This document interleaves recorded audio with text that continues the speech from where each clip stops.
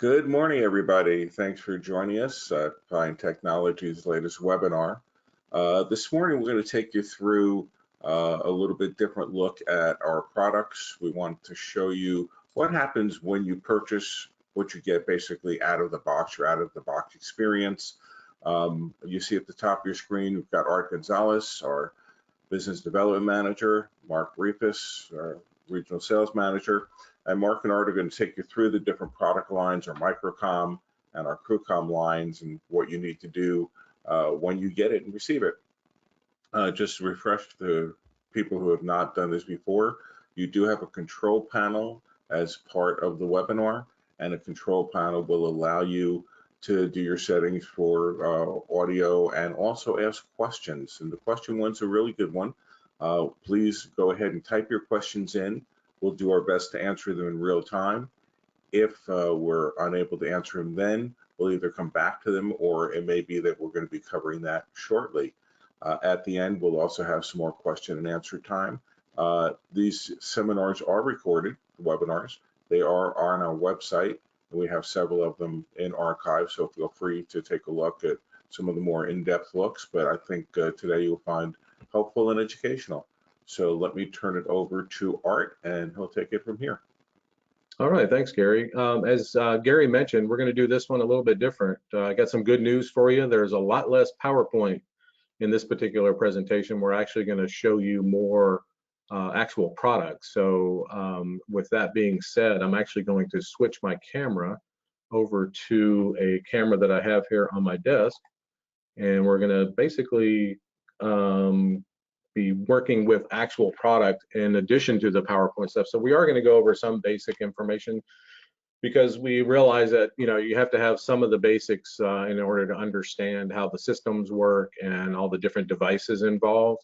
So we'll be covering both MicroCom and CrewCom products, and with that, I'll be covering the MicroCom products, and Mark will be covering the CrewCom products. And we're going to start with MicroCom. And as we mentioned, this is really going to be kind of an out-of-the-box experience, so to speak. So one thing you'll probably need to do at some point, I'm sure the PowerPoint is showing up on your screen, but at some point you may want to expand the camera that I have on my desk so you can see a little bit better the actual products. But there are a couple of PowerPoint slides, as I mentioned, so that we can kind of give you a basic foundation for what the products are about. So with MicroCom, which is our newest part of our line, MicroCom M and MicroCom XR, there's one thing that's in common with both of these products. It's basically one pack. So you don't have multiple different types of packs, other than the fact that we do sell a 2.4 version and a 900 version, where the 900 version is available in North America, Australia, and New Zealand. And the one pack does multiple modes of operation. It can be set up as a master full duplex pack, just a simple full duplex pack, a listen only, and a shared pack in the regards to the MicroCom XR. And we're going to explain a little bit about those, especially the shared mode, to explain what that actually does. But just know that there's only one pack. There's no need for a base station or anything like that. So the way the actual systems work, both M and XR, it is a point-to-point topology, meaning that all packs can speak to each other simultaneously. Of course, it's different if they're set up as a listen-only pack, but in this case, we're talking about full duplex.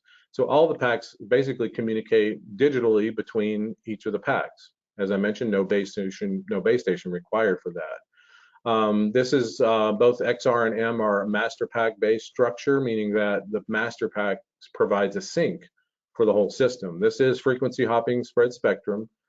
Similar to what we do in CrewCom, where essentially we're hopping throughout the 900 meg band or the 2.4 band, where it's constantly hopping. So you do need to have some kind of synchronization source, and that's what the master pack is all about. So the master pack is typically centrally located, and it's the pack that's actually sending out the sync source. So you have to keep in mind that all of your packs have to be within range of that sync source, so that they can all communicate. So if the master pack goes out of range or loses power, basically it's going to, all the other packs are going to not be able to communicate. So it's important to have your master centrally located as much as possible, and because that's key to keeping the system operating. Another thing, just a quick overview, because I will show you the menu for this particular function, is the group function. Now keep in mind, even though MicroCom M is a single channel system and MicroCom XR is a dual channel system, A or B channels, they can be both systems operated in groups. So if you want to have two completely separate groups, you can do that. You can have two M groups, you can have two XR groups, an M and an XR group. And that basically is, by selecting groups, is synchronizing the systems so that they don't step on each other. So groups could be used for, let's say you have a camera group, an audio group, a lighting group, and they're all talking amongst themselves. So you can't have multiple groups in a single RF space. But keep in mind that the communication is only within those groups when you set up groups. In this example, we have a group 5 and a group 25 because we do have to space the group numbers by at least 10. But that allows two separate groups to be able to occupy the same RF space. And you can have a total of 4 co-located groups. So that's just a brief overview of what the group operation is. And you'll see how we set that up actually now. So I'm going to switch over. Actually, I'm already on the camera. So we're doing the out-of-box experience. So I've actually got a MicroCom M in the box here. And this is basically when you receive your box, it will look similar to this. It'll probably have a label on it that covers the flap, so you have to actually break the seal. But anyhow, when you get your pack, what you'll get inside the box is, first of all, very important, is you will get this little card here. Gives you all the information you need to be able to get support for your product. So if you're having trouble setting it up, or if you have an issue or something like that, you can call the numbers on here to get technical support. Probably equally important on the back, and this is true for both the M and the XR, you'll get this same little card, anything MicroCom, and you'll see the 1 year to 2 year. This is basically telling you how to register your product. If you want to get the 2-year warranty, because out of the box, the unit comes with a 1-year warranty.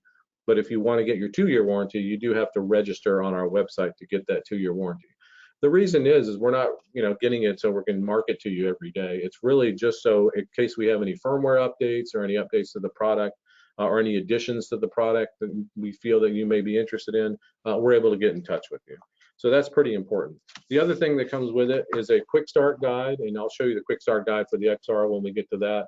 But essentially the quick start guide is really to get you up and running right away, because when you do get your MicroCom system, it does out of the factory, it's basically preset to a certain group, all the settings are fixed. So you do have to set up your system, and I'll show you how to do that. One of the important things in this quick start guide is this chart here, and we're going to go over all the menus, but as you can probably see, it tells you what the standard menu settings are for side tone, for receiving mode, mic sensitivity, audio output level, and so forth. So we are going to go over those. So let's show you the pack. And if you look on your PowerPoint, it's kind of got an exploded screen of that as well, so you'll be able to kind of follow along. So when you get your pack or your box, you'll see the pack obviously is included. It will come with a USB charging cord, which is just a standard micro USB charging cord. It will also come with a neck strap, so if you want to use it as a neck strap configuration. And it will also come with a little pouch or holster that has a belt clip on the back of it. So it allows you different options for being able to use your system. So that's basically what comes in the box. Then once you get the pack, as you can see in the PowerPoint as well as on your screen here, and it kind of gives you an idea of size and so forth. Try to do my best to get the glare out of the screen. But anyhow, you'll see some standard things. Obviously, a power button, so you can power it on. You just hold that down and power it on. You'll notice that all of the connections are sealed, by the way. The headset connection, in order to get to that, you have to remove the rubber inserts that go with that. One thing you'll notice is there's two, kind of hard to see on the camera, but anyhow, there are 2 1/8-inch mini 3.5 millimeter connections for that, and there's a couple of reasons for that. First of all, to mention, if you plug in a headset, it's basically the same connection in both plugs here. If I plug in a headset, all of our Smart Boom headsets, we'll talk about headsets a little bit more in detail later, but all of our Smart Boom headsets for MicroCom come with a dual mini connector. Now we do have some specialty headsets that have a single mini connector, and that goes along the lines of what I was telling you earlier, that basically it's the same connection on both inputs. So you can plug into either one if you have a single connection. And also allows you to, when you plug in your headset into the MicroCom, that you can also reverse it if you want to, depending on how you want to mount your pack. You can, plug in the headset either way, no difference. But the advantage of having the dual mini is the structure of it. It's a lot more robust in terms of being able to stay in the connection and hold up. So anyhow, that's the headphone connection for that. The other part of it is there's a USB connection that's used for charging. It's also used here in the factory for updating firmware.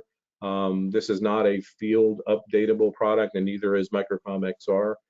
So if we do have a firmware update, we have to basically those have to be sent in to be updated. So your headset connections, your USB connection for charging, that's the only way to charge on the MicroCom M. We'll show you other ways on the XR, and then your volume buttons on the side. So let's go ahead and we're going to turn this one on, and I will show you the display. The first thing that comes up on the display, and what always shows on the display when it's not in the menu, is the volume. So you'll notice if I change the volume, the backlight comes on. The backlight is momentary. It'll go out after a couple of seconds, and there's no adjustment for that. That'll automatically happen. And you can adjust your volume on the side. And then the other thing you'll see is a battery status indication. Probably better to see that on the PowerPoint, but I can kind of zoom in and maybe let you see that battery status.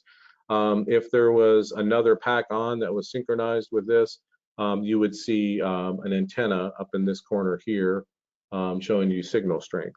But let's show you how you would actually set up a MicroCom. To get to the menu, you hold down the mode button, and what will happen is it'll automatically go to group first of all, and it will blink. Hopefully you can see it blinking there. The little group thing is blinking. And to make an adjustment, use the volume. So the volume changes. I'm changing the group number. We talked about the groups. The groups are used for different communication groups. And in this case, we're going to stay on group 00, which is the factory default. So unless you have more than one group, really, there's no need to change the group number. The key is all of your packs have to be on the same group. Now, they have to be on the same group. However, they all need to have different IDs. This is ID number 4.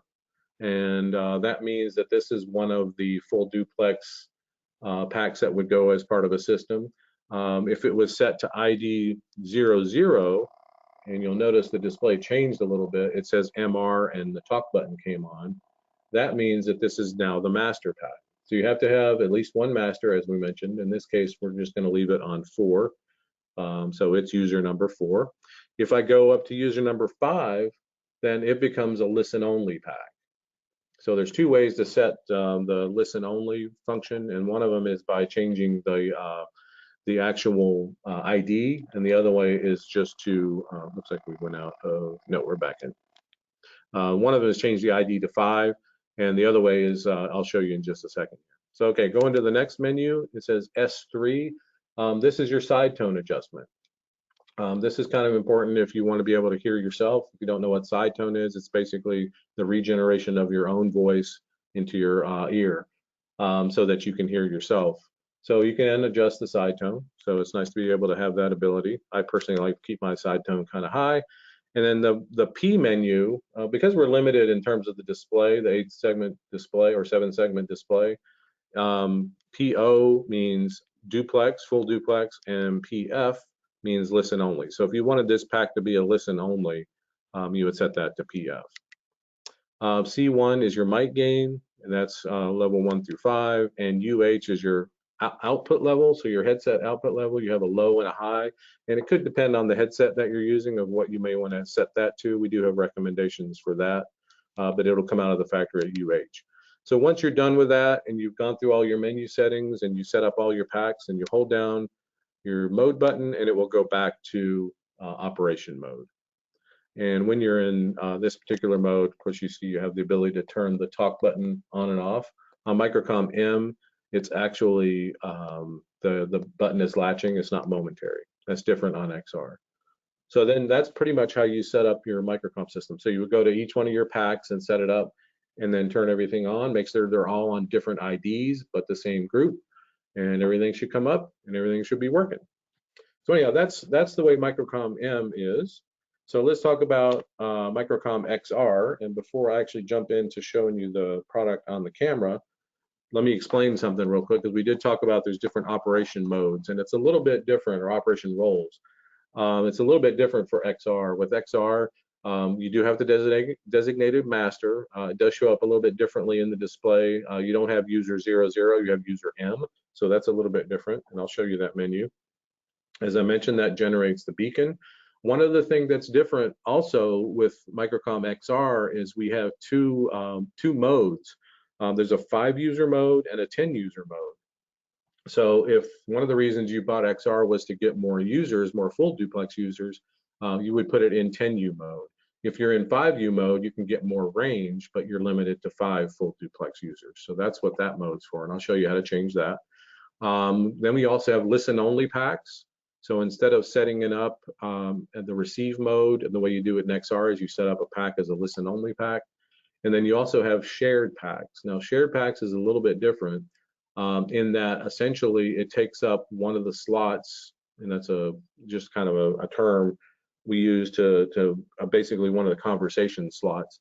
And with the shared pack, you can have an unlimited number of packs. However, only one of them can talk at a time. And when they do, that they basically operate in a momentary mode for the talk button. So we'll show you how to set that up as well. But that's actually very useful if you want to have a lot of users. So let's talk about MicroCom XR. And out of the box, one thing to consider, actually the box is exactly the same. So it'll show up very similar to the M. It will come in the box. But you won't get a neck strap. There's no neck strap that comes with it. And you won't get a holster because the XR has the belt clip built into it. And we'll show you more about that later. One thing you'll notice is when you get it in the box, it will come with the antenna as separate. And this is kind of a key thing here. The antenna is removable, unlike MicroCom M. But when you put the antenna on, it's reverse threaded. So you have to basically think backwards when you go to put this antenna on. And when you put the antenna on, basically it's like I'm unscrewing it, but it's actually tightening it. So it is reverse threaded. So keep that in mind. Don't over tighten it or over loosen it, depending on how you look at it. So yeah, the pack itself, very similar to MicroCom M in terms of the connectivity. We have the dual port here. One thing quickly to remember with the MicroCom XR is, and this is a good thing to remember, early on we shipped dual mini headsets that had silver connectors. One thing we found that it didn't seat so well on the XR to be able to give it its IP67 rating. So we basically updated our headsets to a gold connector, and that's how we can tell the difference. But it's a little bit different that fits better into the pack. So make sure you're using a gold connector. If it's a brand new system, it will be a gold connector because we stopped shipping the silver connectors. But just so you know. So the dual headset connector, and that can be covered up. And then your USB connection, again, that's for charging the pack.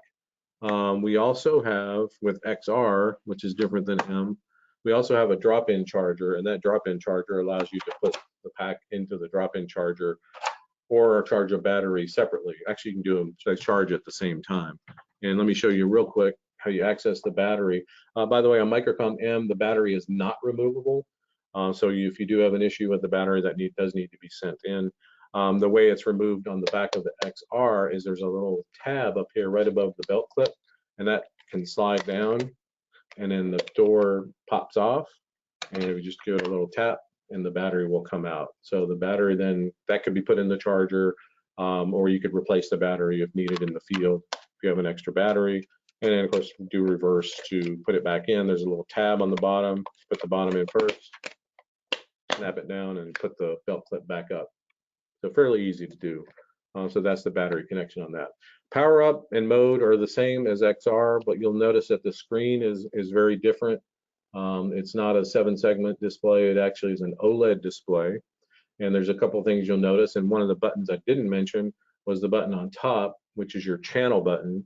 Since MicroCom XR is a dual channel, A or B, you can actually set it up to 2 channels. So that's what the button on the top for is, the channel A, channel B selection.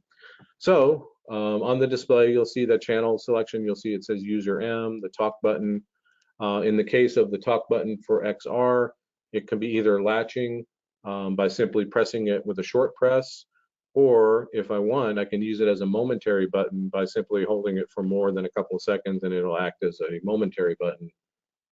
So now when I release it again, hold it down for more than a couple of seconds, you talk, and then you release it, now it's a momentary function. So you can operate it either way. You'll notice this one's set up in, kind of hard to see here because of the glare and everything, but you see it says 10U right there. That means it's in the 10 user mode. You'll notice that the LED is blinking. That's telling me that it's looking for a signal, so it's looking for another pack to synchronize to. In this case, it is the master pack, so it's actually sending out the beacon. Actually, that means that the beacon's being sent out. And on my other pack, it would blink the same way if it was logged in. So anyhow, into the menus, hold down the mode button just like we did. Oop, hold down the correct button and it'll work. So hold down the mode button and that will get you into the menu. And you'll notice the menu settings a little bit different, but you make the changes the same way. Use the volume. You notice I have group 00. So we will hit the mode button again and go to the next one. And you'll notice the IDs are different. They're not ID numbers in this case. It's M01 all the way up. And since we're in 10 user mode, it'll go to 09. Then you have shared. You can set up a shared pack or listen only. So that's where you set your mode. I'm sorry, your ID. Your side tone settings. You don't have to remember all the codes. You can just read it. Mic gain. Channel on, channel A on, channel B on. That's used to give you the ability, if you want, you can have a pack limited to either channel A or channel B and not give them access to both channels. So that depends on how you want to have it used. If you have somebody, let's say a camera person, and you only want to have them access the camera channel, you can lock it in on that channel. One thing that's different on XR also is, in addition to the groups, we have a security code. And that security code is used for basically giving you access to a group. So if security is an issue, let's say you're using in a corporate environment, and you want to make sure that nobody can just take a pack and dial into a group, which is what you can do with them. You can put in a security code, and that allows you to make it a little more secure for people just to be able to jump into a group. And then it goes back to the group. So once you set all that up, just like you do in M, hold down the mode button again, takes you out of the menu and back to the main screen, and then you're good to go.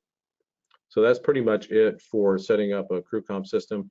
There are a couple other features that are addition to M that I'll show you. One of them is if I hold down the talk button and the mode button at the same time, one thing you'll see is a lock. I don't know if you can read it, it's kind of hard to see, but right here it says lock.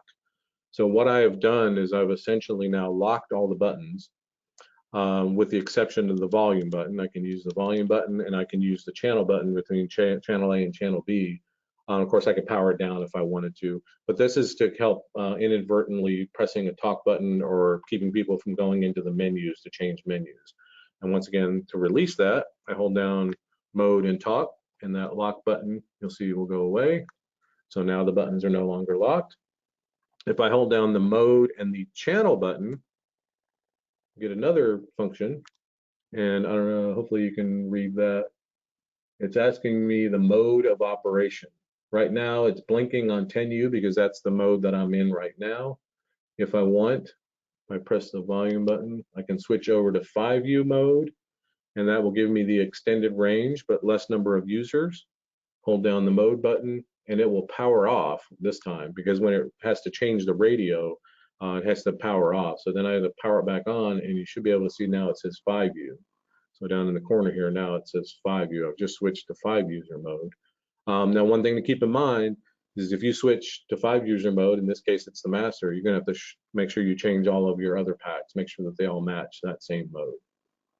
So with that, that pretty much sums up all of the XR and MicroCom. So I'm actually going to switch my camera back to me, and then I'm going to hand it over to Mr. Mark and let him talk to you about CrewCom.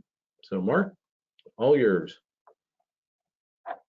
Good morning, everyone.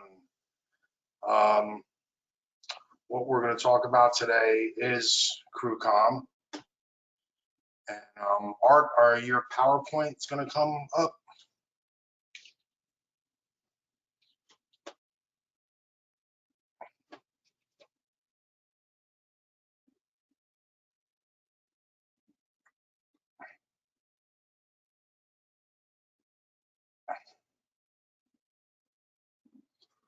Art, are you there? Okay.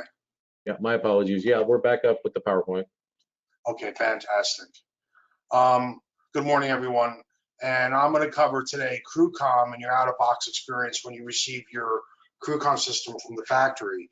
CrewCom requires a configuration file in order to operate. So today's, what we're going to talk about today is going to revolve a lot around that configuration file and, what it comes with out of the box, as well as what you can do to adjust it once you receive the unit, running the software, downloading, you can download the software from our website for free, and you can then load it up and begin to tie in, and we're going to show you that today later on in the presentation. One thing to point out on this particular slide that Art has is that you'll receive inside of your box, your control unit box, you'll get a thumb drive, which will have the configuration file on it, and you'll also get some additional sheets, which will show you how to physically plug the equipment in together via copper or fiber. Our systems that ship with our pre-configured configuration files on them come with copper. Now, your system may ship with a distributor configuration on it or a dealer, so you'll need to, contact them to verify which configuration file you're getting. But we do normally preload a CCF file, which is going to look a lot like what I'm going to be working out of today. If you were to purchase everything separately, it wouldn't work because it does need to have that configuration file loaded on it. And, if you don't have that, it won't work out of the box. And also, our products do not work with standard IP off-the-shelf items. You have to purchase all of our items because they work on a proprietary network that we call CrewNet. And that's how we're going to connect everything together and communicate with each of the devices on the system. So the next slide, please. A little bit of a delay. No worries. In your camera, actually, I'm sorry, on the slide, you're seeing the back of the control unit. And starting from right to left, you have your LAN connection, which is where you connect your computer to the control unit and to your system. And then you have auxiliary jacks, in and out audio. You have an XLR for your stage announce, your wired connections here, your CAT RJ45 terminated 4-wire connection here, and then you have your 2-wire XLR terminated here. One thing to note, for some beginners, your 4-wire connection is not a standard Ethernet cable that you could buy at a store. It has to be specifically pinned out for 4-wire connections. You can find that information in your manual for the control unit, and you can download that off of our website if you choose to. It's in under our support drop-down menu. So then moving forward, we have the CrewNet connections over here, which are our proprietary network. They're available in copper or copper and fiber. There's a port 1 and there's a port 2. And it's important to remember that because when I flip over to CrewWare, I'm going to have to show you how they're oriented on the graphical representation on the GUI for the software. So your CrewNet ports are here. Then moving to the left is a sync port and a GPO relay. It's worth mentioning at this time that we just recently did, as Gary had mentioned, a webinar on CrewWare, and it went very, very in depth on how to operate CrewWare and how to program your system. And that is also available on our website for viewing at any time at your leisure. Next slide, please. Now we have the radio transceivers, which is your access to the CrewNet network and your proprietary device. On the bottom of it, which Art's going to show you here, are the CrewNet connections. And to the left there in your picture, you'll see the input. And that has a fiber connection as well as a copper EtherCon connection there. And the fiber connection is LT single mode fiber, and then we have the EtherCon connection there, as well as to the right is the loop out of our CrewNet, and then to the right of that is the local power. In the event that you do run fiber, you will need to locally power your radio transceiver. Hey, Mark, let me mention real quick that this SFP is removable. And we do have some users that do use different types of SFPs depending on the infrastructure. Some people using single strand fiber, different multi-mode, things like that. So just letting everybody know that that is removable. Thank you. And also, in the event that you're going to do anything like that, you may want to contact either your dealer, or feel free to contact Gary, Art, or myself for some assistance with that. We don't factory support that, but we do know that works from some of our power users. Yeah, just Mark pointed out an important point. We ship it with the single mode LC, and of course we support that. We understand how it works, but the experience with the customers is that they've used several different types of SFPs, and they have worked, but we do ship from the factory with just one stock one, and that is what we can technically support if you have an issue.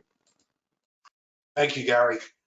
As noted here on the slide, the radio transceivers are available in 2.4 or 13.400 or 900 megahertz in North America and in certain areas of the world where it is legal to operate.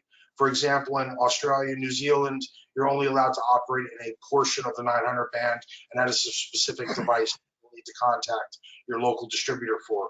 Art's holding up a white box there for what the radio transceiver comes with. It's the mystery box. It's the mystery box, but it has a really cool device inside of it called a radio transceiver, what we call inside the company an RT. And it comes with a lot of stuff inside of it, like some papers that just flew out of there, and a lovely radio transceiver that's packed very carefully inside of the box. You'll also receive cabling with your radio transceiver. You will receive a small Category 5 cable, terminated to RJ45, as well as a USB cable that goes from USB-A to USB micro. Yeah, just let me mention real quick.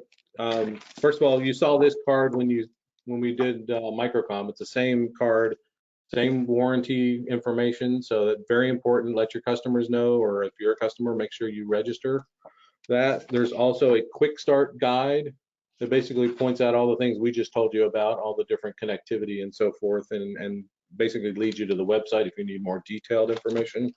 As Mark mentioned, within the actual unit itself, you'll get a Cat5 cable. I believe it's a 15-foot cable. You'll also get a USB-A to USB micro cable. That is used for updating firmware. You will also get a couple of ways to mount the RT. One of them is with a quarter 20 to mic stand adapter that comes with it, and that actually attaches into a single L bracket, which goes on the back of the transceiver. And you can see behind Mark, his is mounted with using this particular bracket. And so that basically screws into there with the quarter 20, which is pretty much a standard in the industry, and then the mic stand adapter if you need that, and a couple of thumb screws to attach it to the RT. But once you open up the box even further, of course, that's where the transceiver is with the antennas. Obviously, antennas are important. There's also another mount. It's a pretty heavy piece of metal with holes in it that allows you to mount the RT to a wall.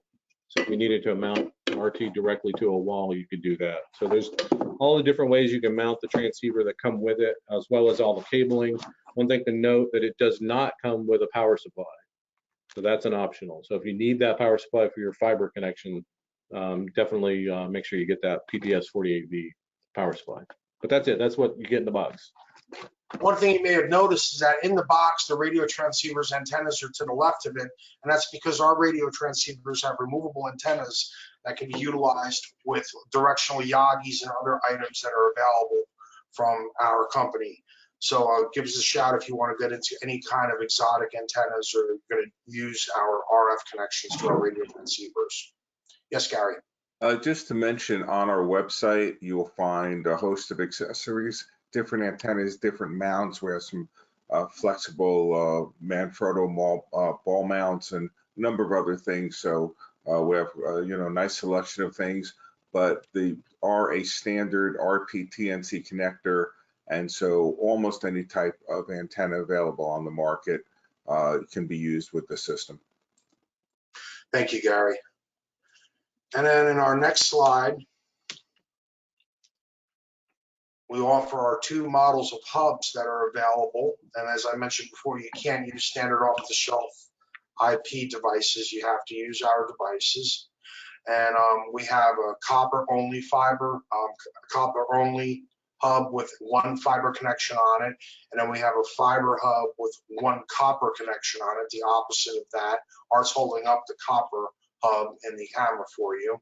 And these do come with a power supply, so you will be able to locally power the hub if you choose to, which we do recommend. And that is an excellent accessory to add to your system. It can be mounted front ways with, as Art's showing it, in a rack with the cable connections back into the rack with the rest of the cables like we do in audio world, or you could flip it back around and mount it with the connections in the front like you would do in a network world. Was there anything further you wanted to add to that, Art, about the hub? The only thing I would add is just note that this connector here is different than what's on the RT. So it is a different, even though it's a 48-volt power supply, the one on the hub is different. Yeah, the power supply with the hub is our version 02. If you're a dealer, you'll see it on your website denoted as a PPS-48V-02, I believe. And then the other one's just a standard PPS-48V is the original one that works with the radio transceivers. Okay. Mark, we did have a question come up just now, and I think this is as good a time as any to answer. The question was 1.8.0.3 our most current firmware? And I'll let you answer the question. Yes, absolutely. 1.8.03 is our most current firmware, and that is required to use our new drop-in charger with the system, as well as the other benefits that it's offering, which is, increased crew net stability and LAN stability, and just better GUI features in the software. And a plethora of other things that are available in the release notes. So right now we're looking at our radio packs, which is what the user would be using. And we have 2 models of radio packs, a 2-volume and a 4-volume. They're very easy to use. They have 2 buttons on the 2-volume and 2 knobs. And each of those would be connected to either what we call a conference or what could be referred to as a channel or a party line. And that's how the user would access the configuration file and the profile that they'll be using to access the conferences that we'll be talking about later on when we start cracking open crewware and get to that. We've gone over this before, but on the belt packs, you have the battery door on the back, which we're shipping now with magnetic doors. And Art is going to go and give us a little tips and tricks on that battery. Yeah, just as Mark mentioned, a couple of things. You may have some older belt packs that have the latch that is basically a mechanical latch. We've recently changed over to a magnetic door, which is a little bit different. There's actually a very strong magnet kind of hidden down in here. The reason we did that, it makes it much easier just to kind of, rather than used to be a button that you would have to push and then release, although I really never used it. It's much easier just to pry it open. So it actually holds the door in there very easily. And I wanted to show you that also because there's a little bit of a trick to getting, not so much getting the battery out, but getting the battery back in. Yes, Gary. I just wanted to mention for anybody who might have the older packs, we do have a conversion kit. There are 2 small screws. It takes less than a minute to make that change. And you can get the pack that includes the new back that's magnetic and the little piece that goes on the bottom if you'd like to change over to the newer style. Yeah, thank you. Actually, yeah, very good point.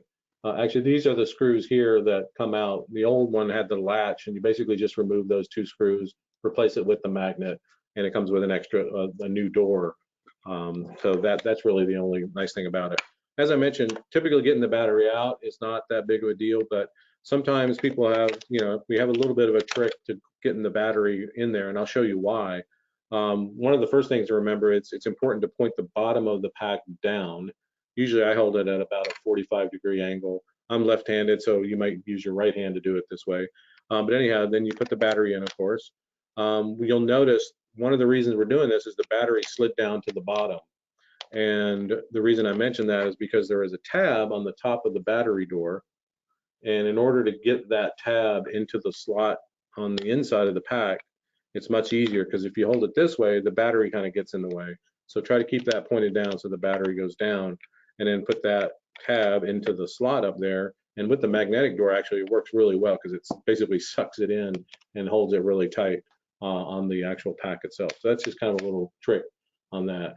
Just a quick mention, and Mark's going to talk about the drop-in charger, but those are the contacts for the drop-in charger on the bottom. All of our radio packs ship with a pairing cable, a USB cable, micro. Oh, I got my box here. Hold on.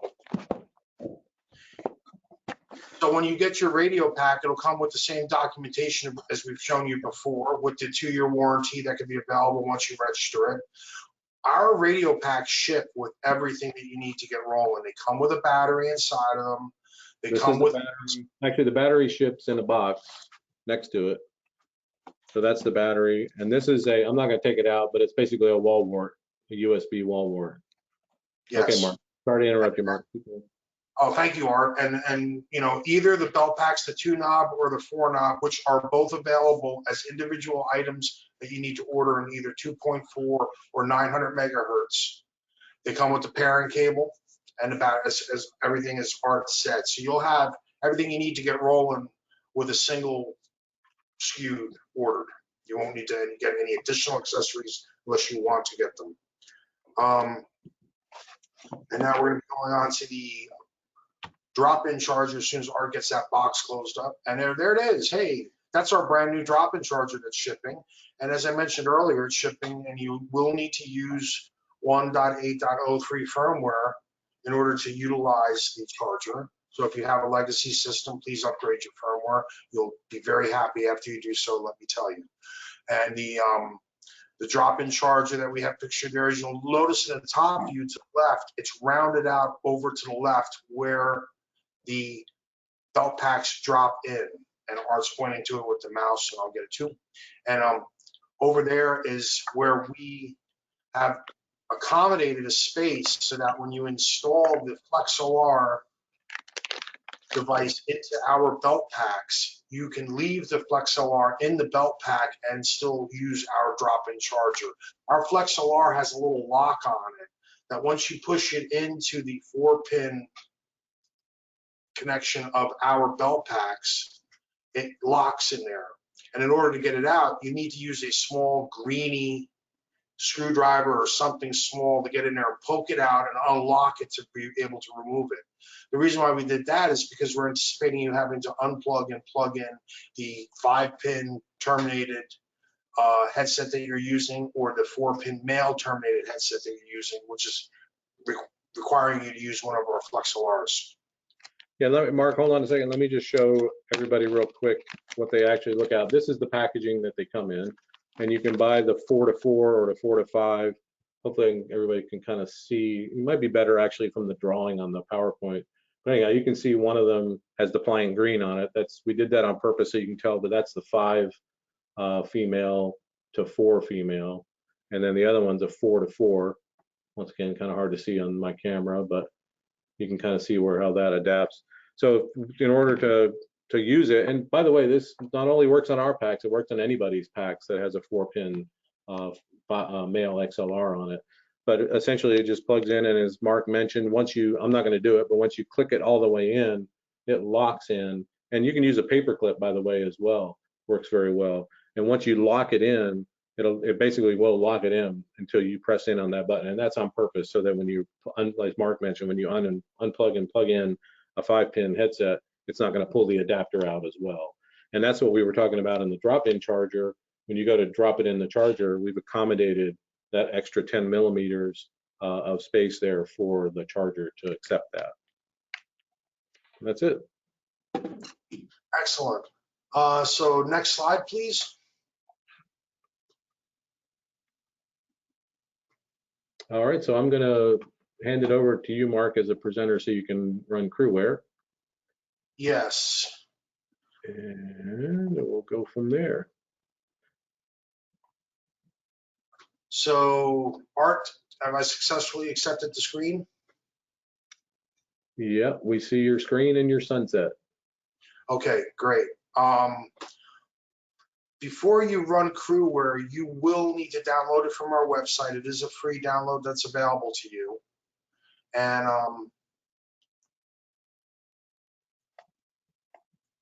do you see CrewWare right now? Yes, with your sunset. Okay, great. What I wanted to do is point out to everybody, I'm running Windows 10. And what we wanted to give you a brief coverage on was how to change your adapter setting in an event you don't know how to do that. That's something that needs to be done with CrewWare when you're running our system. As I mentioned earlier on, when you received everything, it had a sheet in the box. It had the IP address of the control unit.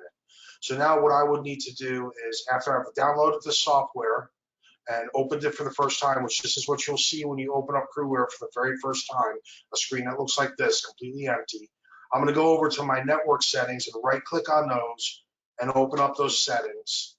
And you see my settings now, Art? Yes. I'm going to go into change adapter settings down here with the standard left click. And then I'm going to select the Ethernet connection that's connected to my control unit, which in this case is my just Ethernet. I'm going to click on that. And then I get the Ethernet status. I'm going to go to properties and click on that. And then I'm going to grab onto TCP IPv4 protocol here. Double click on that. And I have already set my system to be a static IP address. You may see this when you first open your internet properties, which you probably will. So you'll simply click down here onto IP address. And we're typing 192.168, which in my case, it should have 1. And then the IP address that's shipped with it will be 100. So I'm going to enter 99 to make sure I'm in range. Hit enter. And I'm good to go. So I'm going to go OK and just say get out of there. Close all these screens up. And now I'm going to go straight to my software, which you should only see my CrewWare right now. And I'm inside of CrewWare. So once you've plugged in all of your devices via the copper or fiber, they will look, you'll plug them in just like it is on the described diagram that comes with your system. And in order to show that to you, I want to open up the software and go live. So I've already gone live, and by doing that, I did that real quick. I'm sorry about that. Let me back out again. So I'm going to go and click the offline button, and then I'll see my login screen come up. Then in my login screen, I will type in the IP address for the control unit. And then I will hit OK. Hey, Mark, if you don't mind me jumping in real quick, just to make sure, as Mark showed you on the back of the control unit, there's a lot of RJ45 connections. And I've actually seen this happen before. When you make your connection to connect to your computer, is what he's showing you, make sure you're plugged into the LAN connection and not into the CrewNet connection or even a 4-wire connection, because those are all RJ45s. So just be certain that you're plugged into the correct connection when you're trying to connect to your computer. Yeah, actually, if I can, Art, that's a super important point. If you look on the back, there are numerous RJ45s, and there's actually 3 completely separate applications for them. There's our network, which uses standard Cat5 cabling. There's the LAN network, which is actually IP, and that uses standard Cat5 network cabling. And then there is the 4-wire port, which uses an RJ45 connector, but it uses audio pinout connectors, as Mark mentioned earlier. So while they're the same connector, you do have to be careful what you're plugging in to make sure you get the right connection. Thank you, Gary. So now that we're plugged in, there's a few things that I want to point out. Mark, do you mind if I plug in my transceiver? Is this a good By time? all means, plug in a transceiver, because Art's going to go in, as it's represented here in the GUI, I'm coming out of port number 2 of my control unit. You'll see there. You can't see that on the back of mine, but I am plugged into the bottom port, which is port number 2 on the back of the control unit. I'm using the supplied, as Gary mentioned, just a regular Cat5 cable, nothing special about it. And I'm going to plug into the port that says net power. And really just wanted to do this so you can kind of see what happens when you do that. First of all, you got to put it in the right direction. So once I plug it in, one thing you'll see right away is you'll see the LEDs light up, and it basically has to configure itself. And so you'll see a mode button light up telling you that you're getting power and everything's good. Over here below the actual EtherCon connection, you'll see that I've got signal and also some data going through. And here's the important part. One thing you want to make sure is that not only is the mode light on, but this TX light is solid. So that means that this particular transceiver is now configured with my system. It matched the configuration file, everything's good. The TX button, light will be on. You won't see the RX light up until we turn on PAX. So I'll point that out once we get to that point. But this is telling me everything's good. I'm seeing data, I'm seeing a TX light, and I'm seeing a mode light. I'm all good to go. Excellent. Thank you, Art. In addition to the CrewNet network, getting back to the IP addressing and the IP situation with the LAN, one thing that's important to mention at this time is that the IP address that your unit ships with will be in that printout that comes with the unit, and it's available on your inside of your control unit when you click on it from the system diagram. But let's do a little cleanup here. So there's a couple cool things you can do with our screen. Here's the system diagram, which shows the devices that are on the configuration file. Over here is my event log, which will let me know that everything's synchronized and everything's okie dokie to continue working. And my system is okay up here with system status.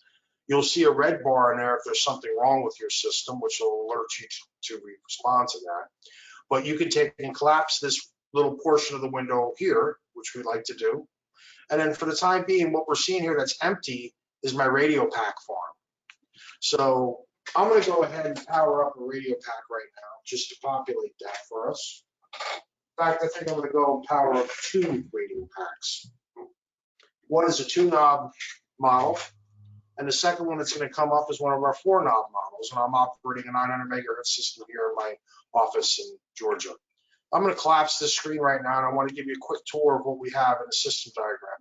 Mark, before you move on, I just wanted to point out, I also did the same thing as Mark did. We're not using the same system, obviously, but I'm going to actually kind of move my camera and my control unit up a little bit so you can see that not only in the software are the packs going to show up, but they're also going to show up on the front of the control unit. Where I had blanks before, now I see 2 boxes that are filled in with more information. So I just wanted to point that out. And once again, there's a lot of information on our websites and videos that'll give you a tour of how to set your IP address and other elements running through the menus of the belt packs and such, up beyond what we did in our seminars. So across the top here, we have the tabs, which allow us to navigate through the entire configuration file. And there's our event log. And over here to note is where you would do your firmware update. Our application file is also your updating software and what you'll run from that point on when you make a firmware jump from our previous version, which is 1.4. Now you're going to be utilizing 1.8.0.3. You'll download that from our website. And when you open it up, you'll be going over to your firmware tab, making your connections with USB cables and updating your equipment. We have a demonstration of that available also on the web that you'll definitely need to view because there's a 2-step process with the control unit that's important to do properly. So back to the system diagram here, I also want to point out that once you do get a system running, you might be navigating a lot between conference management and profile management. And I'm going to jump back to conference management real quick. And your products are gonna ship with very simply named conferences. And we'll build 4 of them for you so you can accommodate a 2-knob belt pack and a 4-knob belt pack. Back to conferences. These can handle 16 characters in this field and 8 characters in this field. We have the ISO allowed button enabled out of the factory. You can disable that if you choose to. And this high density enabled, that is currently not supported with 1.8 and is a future feature that will be coming up down the road. You can have up to 64 of these conferences built. These conferences from the factory are not assigned to any hardware. Well, they're assigned to the 4-wire connections on the back of the unit, but not to your 2-wire connections. So you will need to go inside of the control unit as I just did, and I'll do that again. So here we are with the system diagram, which is where I always go back to. That's my home base. And I'll double click on the control unit with my left click on my mouse. And I can get down into the control unit and start scrolling down to see where my wire connections are. We did a detailed tour of this on our webinar that's available on our website. If you get a chance, take a look at that for further information. But here's where it's important. When you get your system, you're going to need to do your IP viewing here and also addressing some things here. You may want to set your system up to operate off of your network. So at that point, you'll need to enable DHCP and do some steps to upload that new configuration file to your device, to your control unit. Moving forward here across the tabs, we have now going to be going into some renaming, which is something you may want to do by double clicking on the device here. I'm going to bring back our radio packs. Now you'll see as I clicked on that, it took over the whole screen, which you may want to look at while you're operating your system. But I'm simply going to slide that down. And now I can get in here. And as I was clicking on these devices here in this screen, I can click on these devices down here and open up a belt pack and take a look inside of there. So back to my system configuration file. I'm sorry, my diagram picture. You can rename your devices here, 16 characters in the long name, 8 characters in the short name. There's also a nice way of going to a list view, which gives you the ability to look at a 10,000-foot view of the back of your control unit's connections to the outside world, what's turned on, where they're assigned to, what conferences. Here's my drop-down menu to assign those conferences that were built for me.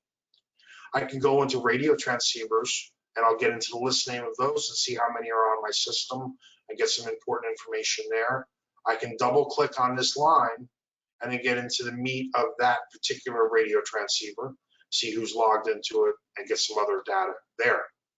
So out of that, back to list view, radio packs, again, another list view of radio packs. It gives me a very nice view of everything with the radio packs, or I can double click on the radio pack itself and get into the radio pack for more information. I can change the name of the radio pack here, 16 characters, 8 characters here. And I can also navigate next through the radio packs from these buttons up here. And I can get out of here and go to list view again. And if I had hubs, I would be able to use that button to view my hubs. So back to control units and then back to our block GUI that we have here. So that gives you a rough idea of how to take and go in and change the name of your belt pack and get in there and also adjust things inside of the profile that's being used there. Now we're going to take a look at the profiles, and there's several different views here. Let me get rid of our screen of belt packs. This is our list view, which is what's going to come up when you initially hit the tab for profile. I'm going to click on this little triangle here, and that expands out each of those lines. And I personally have a model of a 4-knob 900 belt pack, and I also have 2-knob belt packs here. These are the profiles that were built for those particular devices. So I can go into the 900 4-knob volume belt pack, double click on that, and go deeper, which I didn't want to go there. I want to be in the 4-knob. And that's another way to use those buttons. because I can navigate through previous and next. So here's my first, my profile for knob. And I've got conference 1 through 4 assigned to each of the buttons. My buttons are set to momentary at this moment. I can change those to latched or always on or disabled. You can see which radio transceiver I'm logged into. In this case, I only have one, so there it is. I have one radio transceiver I'm logged into. It'll give me the model of the radio transceiver, what mode it's in, call alert status, and such. You can change call alert to be audible, vibrator, off, or both. It defaults to both when you receive the units. We don't have any profile groups assigned to this device yet because your system will not ship with a group profile. You'll have to create those for yourself as you need to because we're not certain how you want to use it. And our group profiles, which is new to 1.8, is over here in this tab, and I'll get to that in a moment, show you how that works. So some things you may want to do is change the names of your conferences, the statuses, the buttons, call on talk, disable ISO or enable ISO. As you notice there, when I touched that button, upload changes came here, prompting me to upload the change to my belt pack. So I'm going to go ahead and do that, and it's going to ask me some questions, and then everything that's uploaded, tell me what's going to happen here, and then we're going to be interrupted temporarily while the upload's going on. Hit the button, my belt pack is uploading, and it is now back online. So I can turn off the ISO. Hey, Mark, sorry to jump in real quick. I know you showed the upload of the profile, and I don't have the same system as Mark does, but just to mention that when you upload the profile from the software like you did, you'll get a little progress bar on the belt that'll let you know. It takes, I think, 3 or 4 seconds. It's very, very short amount of time to upload a profile. But one thing to mention also is you can also, let's say you don't have access to the software and you want to select another profile, it can also be done from the pack by holding down the triangle button and then using the volume button to get over to device settings and then selecting device settings. And then the very first thing on there is pack profiles. And then what you'll do is once you get into that, you'll have a selection of all your available profiles. In my case, I only have one, so I'm limited. But if I had a bunch of profiles created for different users, I would be able to select that from the pack and not have to worry about doing it from the software. So just wanted to mention that. Thank you, Art. One thing that's also worth mentioning right now is that we've been mentioning profiles over and over and over again. And I want to reemphasize again, take a look at our webinar on Crew where we go really in deep as to how the profile and the conference work together to really enhance the experience of using the CrewCom system. The profile is where the rubber hits the road with the system. This is where you assign the talkable, the wireless talk around that's assignable, or ISO. This is where you assign group profiles. This is where you can have different approaches to profiles where you have one per person or one per group. And you'll see that all in the seminar that we have in the webinar. So as I'm back inside of that 4-knob belt pack here, so let's say that I want to I like this profile, I want to keep it just to have it there as a factory. But now I want to make another profile and I want to adjust it and really customize it. So one thing that we like to do that is a very easy workaround is just simply clone the profile. And what that does is it takes all of the settings, the model number of the belt pack that you chose, and the conferences that are on there, and the statuses of the buttons, and all of the settings, including some of the user settings down here, and clones them. So I'm going to push that button, and there it is. I have a clone profile. So if I pop back to my list view, now I have a third profile. So I can leave these alone and not damage those or let them be my backups. And now I can change the order of conferences. If I'm left-handed and want to have conference number 4 on my thumb, I can change that order here, put conference 1 down there. I could change that to be latched, so I can always talk to that person, push it once and have them on there, and change the status of the call. So I'm going to name this profile Mark because it's going to be for me personally. And now I'm going to upload this to my 4-knob belt pack, which we go into again on the webinar, but I'll show you here what Art was trying to talk about. Let's see if you can get that. How does that look, Art? Is that okay? If you turn on your backlight, it would help. Yeah, it would. Let's see. There you go. How's that? Let's get an angle, right? So I'm gonna hit the button and upload this to a belt pack, and I need to do it here. We get to system diagram up here. I have radio pack number 11. So I'm gonna give this guy the new profile, which is Mark, and I'm gonna upload it. And there's the uploading, and the upload is done, and I'm back up and running. So now I have that new belt pack, which has this configuration on it, and the buttons have been rearranged as I changed in that particular profile. So moving forward, the other option you have is to make a profile from scratch. So back to the profile screen, I'm gonna collapse my belt packs here, and I'm gonna go to list view and simply add a profile. Once you do that, that profile, you'll need to double click on it. It defaults to a 4-knob 2.4 gigahertz belt pack model, and you'll see there's no radio transceivers here. So you'll need to take and select a 900 megahertz radio pack that you want to use this profile with. I did one for the 4-knob 900 that I have here. So now I'm going to do one for the 2-knob. And there it is, straight there. And everything is not populated, so I have to go in there and populate that. And I want to put conference number 3 here, and I want to put conference number 4 there. And then I'm going to go ahead and give them both momentary buttons. I'm going to turn off stage announce so they don't have access to that, or I could leave it on if I choose to. This is also where I would assign a GPO relay there.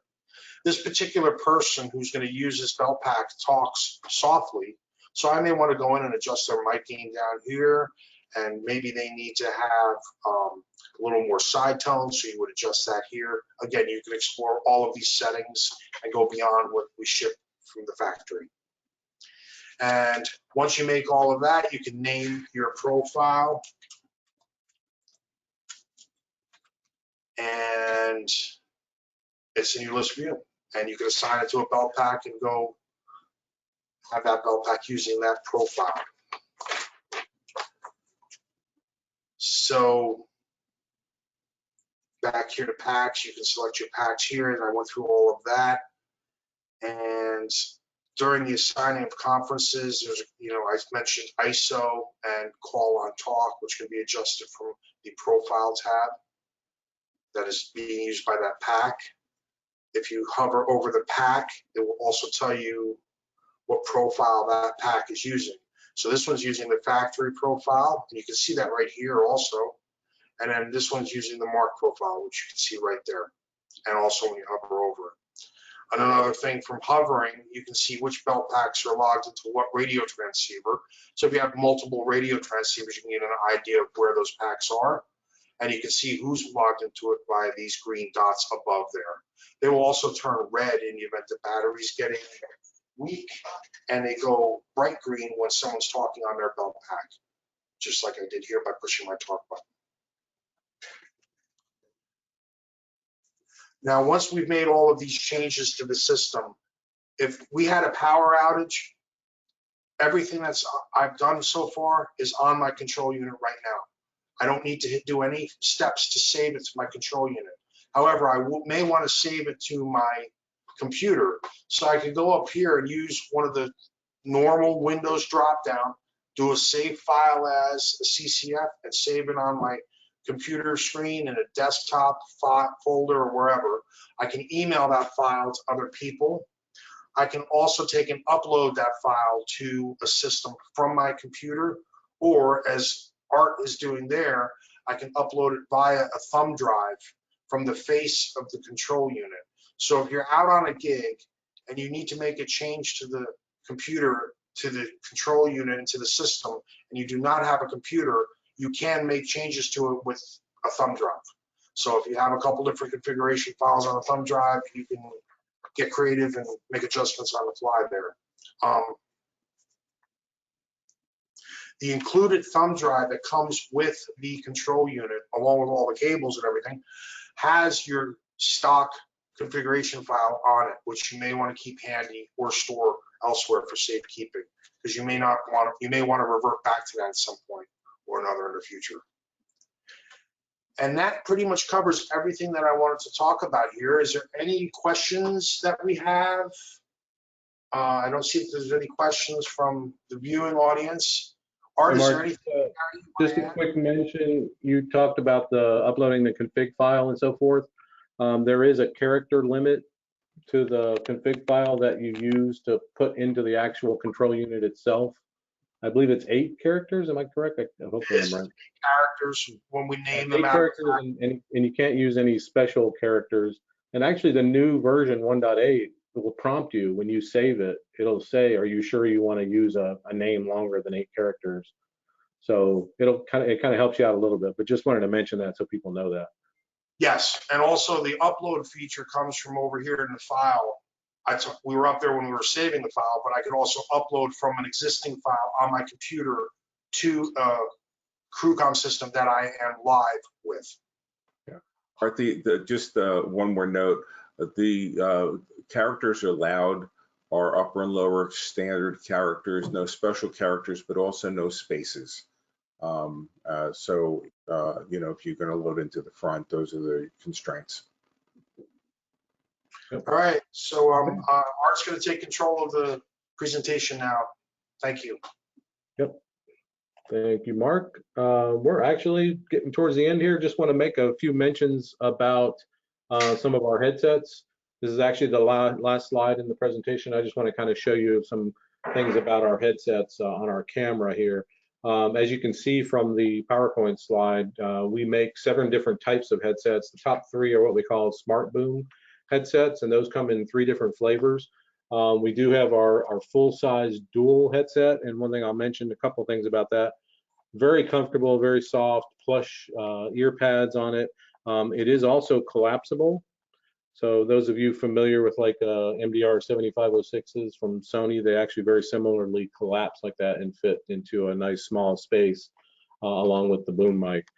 Just to mention also the Smart Boom functionality. When we say Smart Boom, that's basically, I don't know if you can hear it or not, but there's actually a little switch inside of the headset itself that turns the mic off once you get above a certain distance. And also it's ambidextrous, so you can, if you're left, you want to use the mic boom on the left or the right, either way it works.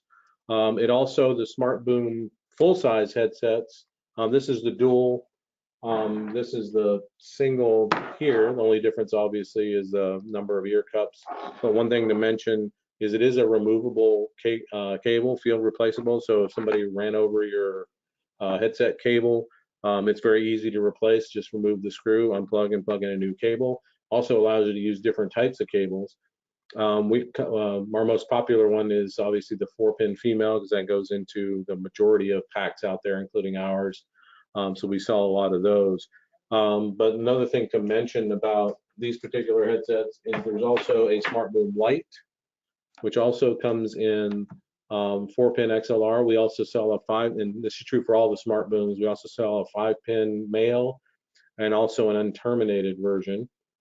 And then I'll show you the dual minis, which we've already seen with the MicroCom. That's another option too.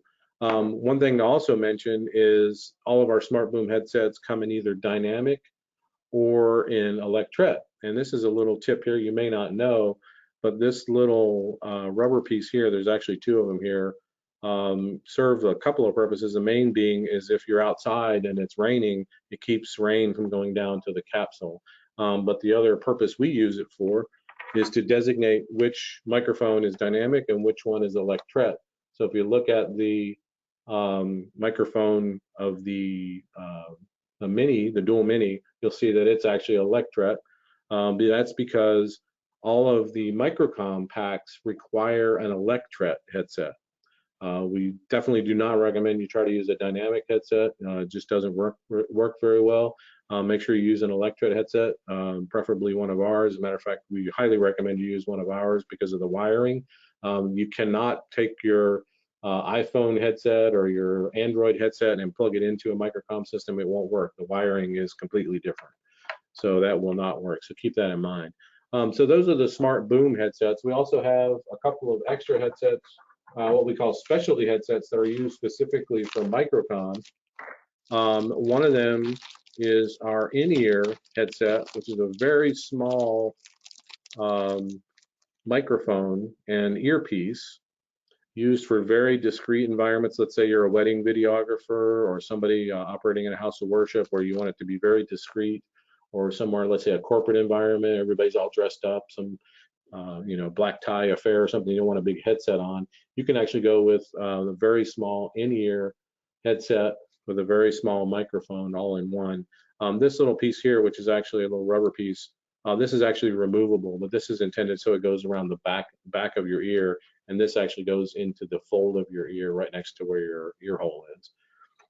So that also only terminates in our mini connector, but this is compatible with MicroCom, which is our 3.5 millimeter mini connector.